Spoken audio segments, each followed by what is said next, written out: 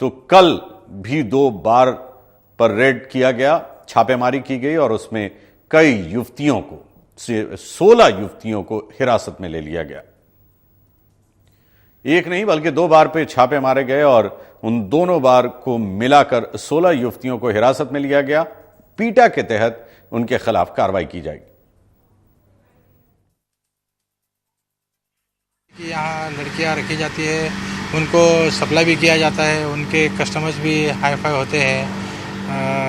तो आज यहाँ भी रात को करीबन 1 बजे के आसपास यहाँ छापामारी हुई है और यहाँ से भी 6 लड़कियाँ रेस्क्यू की गई हैं और कुल 8-9 लोगों को यहाँ हिरासत में लिया है।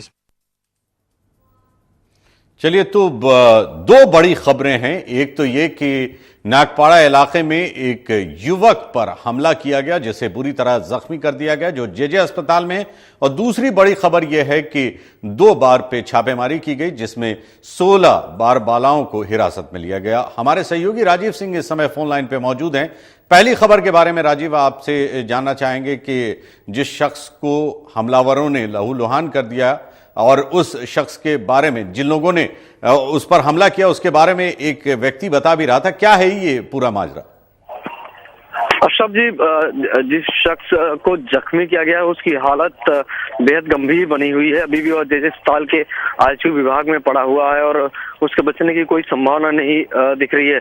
जो तस्वीरें हमारे पास में मोबाइल कैमरे से मिली उससे साफ जाहिर है कि कितनी गंभीर चोट उसे आई है। बहरहाल इस पूरे घटनाक्रम के पीछे बताया जा रहा है कि आपसी रंजिश एक वजह हो सकती है, क्योंकि पुलिस ने FIR दर्ज करने के बाद जो बातचीत हुई हमारी उसमें पुलिस ने कैमरे के सामने तो कुछ नहीं कहा, लेकिन अनौपचारिक तौर पर हुई बातचीत में पुलिस ने कहा कि अभी शुरुआती दौर में लग रहा है कि ये आपसी रंजिश का मसला हो सकता है, क्योंकि जो पीड़ित शख्स है जहां पर ये घटना हुई है उसी जगह पर उसी बिल्डिंग में रहता है, सोनाला कंपाउंड में, और बाकी के जो 4 आरोपी है वो भी उसी इलाके में रहते हैं। उनका होटल, तो कुल मिला के ये कहा जाए कि आपसी रंजिश का मामला है जिसकी वजह से ये किया गया, क्योंकि आसपास में ही पड़ोस में ही रहते हैं। अगर बार रेड की बात की जाए तो 2 बार पे छापेमारी की गई और 16 बार बालाओं को हिरासत में लिया गया। जिस शख्स ने छापेमारी की है, जो ACP हैं, वो पिछले कई दिनों से बार पे छापेमारी कर रहे हैं। अब उनके खिलाफ भी खबर आने लग गई। बिल्कुल, देखिए विवादों में गिर गए हैं ACP वसंत डोबले, क्योंकि RTI के तहत खुलासा हुआ था कि किस तरह से जो उन्होंने पिछले केसेस हैंडल किए थे जो कि दाऊद से जुड़े हुए थे, उसकी तकरीबन 12 फाइलें गायब है और RTI में खुलासा हुआ है। इसके बाद से लगातार विवादों में गिर गए। हालांकि उन्होंने खुद अपनी सफाई भी दी। रात को भी हमारी इस मसले पर उनसे बातचीत हुई, लेकिन उन्होंने कहा कि इस पूरे घटनाक्रम से उनका कोई लेना देना नहीं, क्योंकि जब उन्होंने जिस विभाग में थे उस विभाग में अपनी कार्रवाई करते हुए फाइल तैयार की थी और जब उनका प्रमोशन हो गया, ट्रांसफर हो गया, तबादला हो गया, तो उसके बाद जो उनकी जगह पर अधिकारी आता है ये उसकी जिम्मेदारी थी कि उस फाइल को वो ढंग से रखे। जहां तक छापेमारी की बात है अशरफ जी, वसंत डोबले को SS ब्रांच का एक ACP के पद पर तैनात किया गया है और लगातार मुंबई शहर में तकरीबन हफ्ते में 3 से 4 दिन लगातार इस तरह की छापेमारी करते हैं, चाहे किसी ब्यूटी पार्लर में हो और या फिर डांस बार में हो।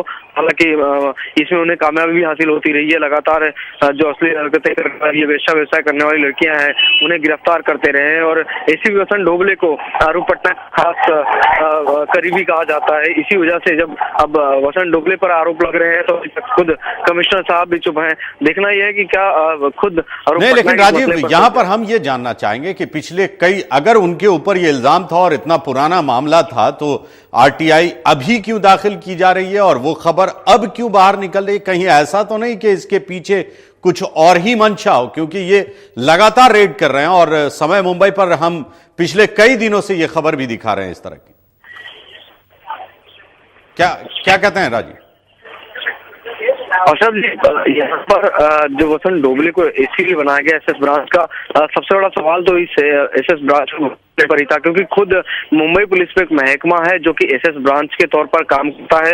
इससे पहले जो भी अधिकारी इस तरह की कार्रवाई करते रहे, चाहे डांस बारों पर, डिस्कोथेक पर, पब पर या फिर किसी ब्यूटी पार्लर पर, वो एसएस ब्रांच का जो एक महकमा बनाया गया उसमें तैनात होते थे। लेकिन ये एसएस ब्रांच कहा जाता है, लेकिन मुंबई पुलिस की एक स्पेशल सेल है जिसे एसएस ब्रांच का नाम दिया गया है। और खुद मुंबई पुलिस कमिश्नर ने अपना एक खास दस्ता तैयार किया है और उस दस्ते के सबसे प्रमुख मुखिया के तौर पर एसीपी वसंत डोबले को माना जा रहा है। दूसरे अधिकारी हैं राकेश शर्मा। तो खुद अरूप पटनायक की इस कार्यप्रणाली पर सवाल उठाता है कि क्या उन्हें खुद अपने महकमे के अधिकारियों पर ही यकीन नहीं है, भरोसा नहीं है, जिसके चलते उन्हें अपना कोई खास दस्ता बनाने की जरूरत आन पड़ी है। जी बिल्कुल राजीव, इस पूरी जानकारी के लिए आपका बहुत बहुत शुक्रिया। तो ये थे हमारे सहयोगी राजीव सिंह, जो कि ये बता रहे थे कि वो अधिकारी जो लगातार पिछले कई दिनों से डांस बार पर छापे मार रहा है, जहां पर अश्लील हरकतें की जा रही है, जहां पर जिस्म फरोशी का काम चल रहा है, उसका न सिर्फ भंडा फोड़ कर रहा है बल्कि वहां काम करने वाले लोग और जो लोग इसमें लिप्त हैं उन्हें हिरासत में भी ले रहा है और उनकी गिरफ्तारी भी कर रहा है और उनके खिलाफ कार्रवाई भी जारी है। ठीक उसी दरमियान उसके खिलाफ भी मामला बाहर निकलना शुरू हो जाता है। चलिए अब बात करेंगे स्थानीय निकाय की चुनाव की। स्थानीय निकाय चुनाव में कांग्रेस एनसीपी गठबंधन ने बहुमत हासिल